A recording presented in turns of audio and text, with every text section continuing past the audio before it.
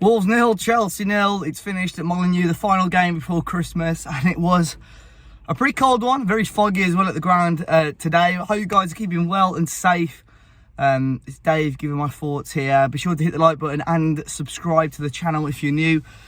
Wolves today with the starting lineup of Jose Sarr in goal. We saw a back three once again of Max Kilman, Connor Cody and Romain Saiss. Wing backs today, Marcel and Keanu Hoover, sort of a new look wing back situation there. Middle three of Leander Dendoncker, João Moutinho and Ruben Neves, and a front two of Daniel Podence and Raul Jimenez. So big absences of Ait Nouri and Huang, who unfortunately were both injured on Wednesday, obviously not fit enough to start the game. And Nelson Semedo as well, who was on the bench today. No Adama, no Trincao, who started the other night as well. And of course, the big talking point ahead of this game was whether it was going to go ahead with the ongoing COVID crisis in the United Kingdom right now.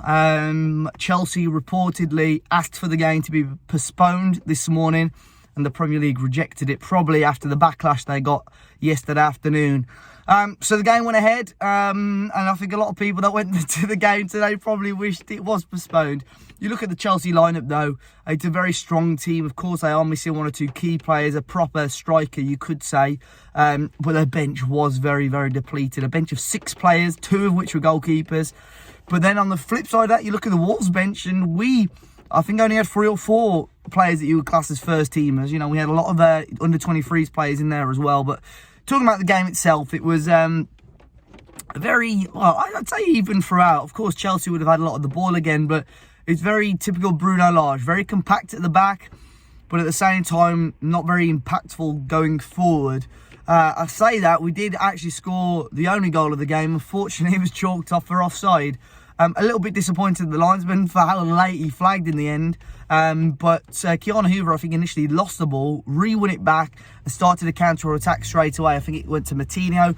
Great ball out to the left to Marcel, who zips across the face of goal. Jimenez gets a slight touch on it, I think, and finds Podence at the back post, who puts it in. I've seen a replay of it. I think it's the correct decision. Jimenez did look offside. But the linesman didn't put his flag up. We're going mad. Goal music going off. So that was the only time Chelsea really got to cheer, is when we realised it wasn't going to stand. But other than that, Chelsea were restricted to very little in the first half. Second half, I think, was pretty disappointing for both teams, really. I think Jose Sarr had to pull off a really, really good stop at one point towards the end of the game.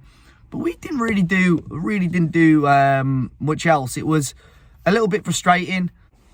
I think there were moments in the game where, you know, if we sped it up and moved the ball a little bit quicker, we could have had chances. We had half opportunities where we were getting the ball in the right areas, but just weren't getting it in the box for the shots.